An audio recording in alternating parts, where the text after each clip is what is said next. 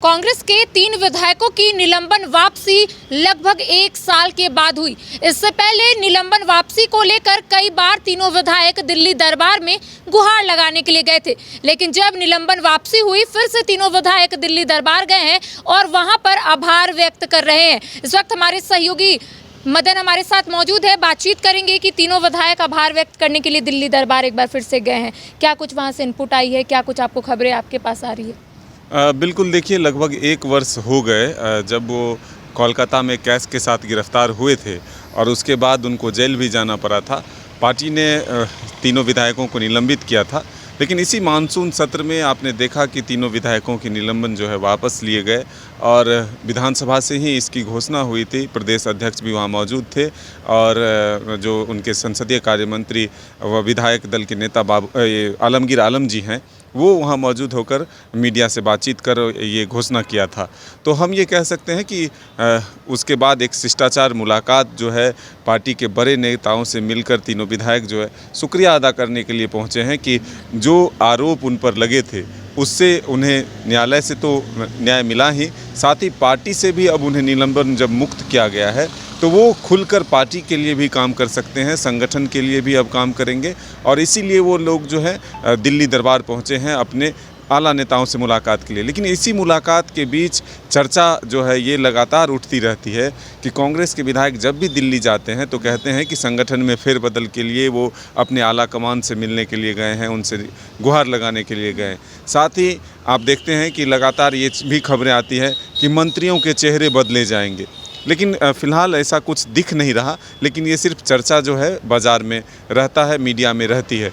लेकिन अब हम ये कह सकते हैं कि फ़िलहाल जो हमारी जानकारी है उसके हिसाब से तीनों विधायक उनके साथ उमाशंकर अकेला भी गए हैं, जो कांग्रेस के राष्ट्रीय अध्यक्ष मल्लिकार्जुन खड़गे से या फिर और जो वेणुगोपाल हैं या फिर अन्य जो प्रभारी हैं झारखंड के अविनाश पांडे, उन तमाम नेताओं से मिलकर वो शुक्रिया अदा करने के लिए गए हैं दिल्ली। और फिर वो वापस लौटेंगे तो ऊर्जा के साथ अपना काम जो है अपने क्षेत्र में भी करेंगे, साथ ही संगठन के लिए भी मेहनत करेंगे। क्योंकि कुछ ही महीनों के बाद अब कहें, क्योंकि अब उल्टी गिनती एक तरह से कहें तो 2024 के लोकसभा चुनाव में शुरू हो चुके हैं, तो ऐसे में पार्टी भी यह चाहती है कि किसी भी तरह का मतभेद जो है वो नेताओं और कार्यकर्ताओं के बीच ना रहे। जो भी चीज़ें गड़बड़ हुई है बीच में उसको ठीक करके चुनावी मैदान में उतरा जाए, ताकि एक मजबूती से चुनाव लड़ा जाए। और जो 2024 में एक लक्ष्य है कि लोकसभा में अधिक से अधिक सीटें जो हैं हासिल कर केंद्र में जो है मोदी सरकार को बदलने की जो कोशिश और रणनीति जो बन रही है, जिसमें कि आप देख रहे हैं कि इंडिया गठबंधन विपक्षियों ने एक बनाई है, तो वो तभी संभव है जब पार्टी मजबूत होगा, संगठन मजबूत होगा और तमाम नेता जो है ज़मीनी स्तर पर काम करेंगे, तभी जाकर के परिणाम अच्छे आ सकते हैं। अच्छा मदन, ये तीनों विधायक तो आभार व्यक्त करने के लिए गए हैं, बड़ी विधायक उमाशंकर अकेला क्यों गए हैं? इसको लेकर कोई खबरें सामने आई है? बिल्कुल, वो साथ में वो लोग रहते हैं, उनकी अच्छी जुगलबंदी एक तरह से कहें तो है। और जब मौका मिला, टाइम मिला है राष्ट्रीय नेतृत्व से मिलने का, तो उनके साथ वो भी दिल्ली दौरे पर गए हैं। अब इसीलिए हम कह रहे हैं कि उमाशंकर अकेला के जाने से ही ये सवाल उठने लगे कि 3 विधायकों के तो निलंबन वापस हुए थे, तो इसलिए वो गए आभार व्यक्त करने, लेकिन चौथे विधायक क्यों गए? तो इसलिए हम ये कह रहे हैं कि लगातार जब कांग्रेस के नेता दिल्ली दौरे पर जाते हैं तो ये सवाल उठता है कि संगठन में बदलाव चाहते हैं, नेतृत्व का बदलाव चाहते हैं, चेहरे बदलने की मांग की जा रही है, मंत्रियों के चेहरे बदले जाएंगे। तो ये तमाम सवाल जो है लगातार उठते हैं, लेकिन फिलहाल ये कहा जा सकता है कि कांग्रेस में सब कुछ ठीक चल रहा है। बजट सत्र के दौरान ही 0 FIR रद्द हो गया था, मानसून सत्र में तीनों विधायकों की निलंबन वापसी हो गई है। इतना लेट क्यों हुआ? लगभग कई महीने हो गए हैं और लगातार ये लोग गुहार लगा रहे थे कि अब हमें पार्टी में वापस आना है, अब हमें जो निलंबन वापसी को लेकर लगातार ये लोग आला कमान से मुलाकात करते। लेट क्यों हुआ?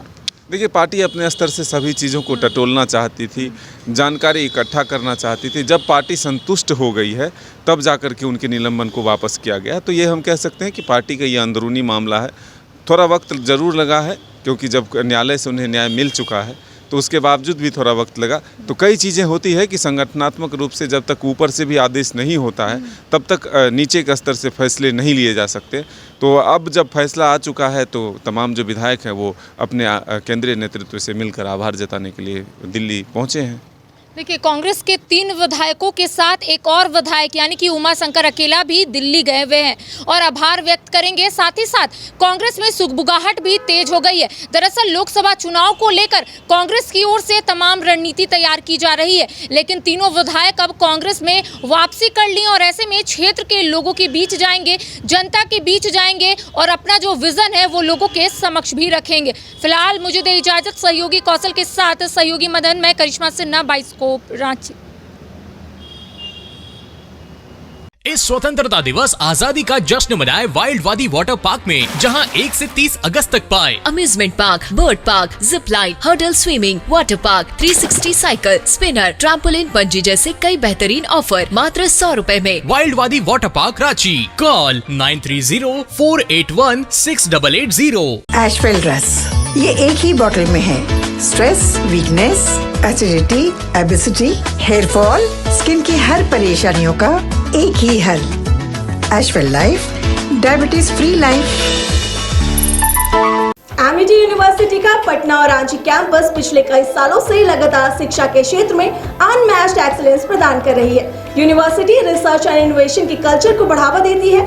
यही कारण है कि यहाँ के शिक्षकों और छात्रों ने मिलकर अब तक 700 से ज्यादा रिसर्च पेपर और 30 से ज्यादा पेटेंट फाइल किए हैं। यही नहीं, यहाँ के फैकल्टीज और स्टूडेंट ने 50 से अधिक किताबें पब्लिश की हैं। यूनिवर्सिटी के दोनों ही कैंपस में स्टूडेंट को कॉर्पोरेट प्लेसमेंट प्रोसेस को क्रैक करने के लिए ट्रेनिंग दी जाती है और इसलिए एमिटी यूनिवर्सिटी अपनी स्थापना से ही देश विदेश के कई जानी मानी मल्टीनेशनल कंपनीज जैसे Amazon, Accenture, JP Morgan, GPT, TCS, Wipro, ITC, federal bank, Hindustan Unilever जैसे 180 रेप्यूटेड कंपनीज के लिए रिक्रूटमेंट की प्रेफर्ड चॉइस बन गई है। यही वजह है कि आयुष कुमार को जेपीटी कंपनी लिमिटेड में 24 लाख, जान निसार अख्तर को अमेज़न से 30 लाख और देव नरूला को ह्यूमन होल्डिंग कंपनी लिमिटेड में 44.5 लाख का पैकेज मिला।